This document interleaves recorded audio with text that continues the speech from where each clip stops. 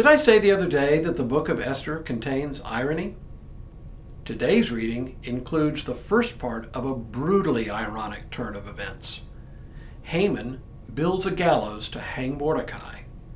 Later in the story, it will be put to a very different use. Hello, I'm Stuart Baskin, pastor of First Presbyterian Church of Tyler, Texas.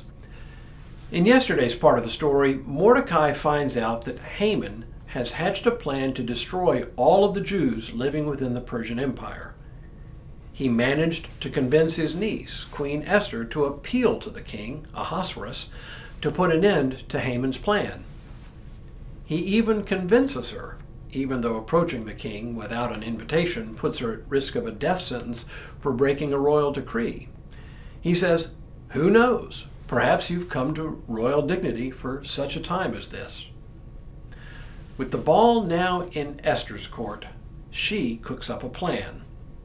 She invites the king and Haman to a banquet she has prepared for the two of them. When they arrive, the king asks her, "What is your petition? It shall be granted. And what is your request? Even to the half of my kingdom, it shall be fulfilled." But instead of laying out her request now, she invites the two of them to another banquet the very next day, when she will make her formal request. Following the first banquet, a self-satisfied, self-assured Haman returns home to celebrate his exalted position. But on his way, he sees Mordecai yet again, and his anger against him is redoubled. In a masterful piece of writing, the author of the book of Esther writes, "Haman went out that day happy and in good spirits.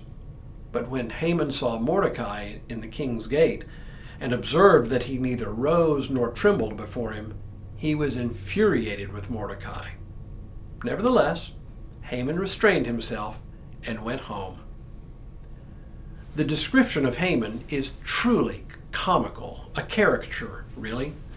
He's piqued that Mordecai continues to refuse to pay him the respect he believes he deserves. And now he sets out to decide how to handle this latest show of perceived disrespect. He calls his family together, and then the writer describes the scene and what Haman says with his prose dripping with sarcasm. "Then he sent and called for his friends and his wife Zeresh, and Haman recounted to them the splendor of his riches, the number of his sons, all the promotions with which the king had honored him, and how he had advanced him above the officials and the ministers of the king. Haman added, 'Even Queen Ester let no one but myself come with the king to the banquet that she prepared. Tomorrow also I am invited by her together with the king. Yet all of this does me no good, so long as I see the Jew Mordecai sitting at the king's gate.' Vain, fragile, not so much self-assured as needing recognition from others for his status. A person like that can be truly dangerous, but also deeply foolish. Haman is such a man.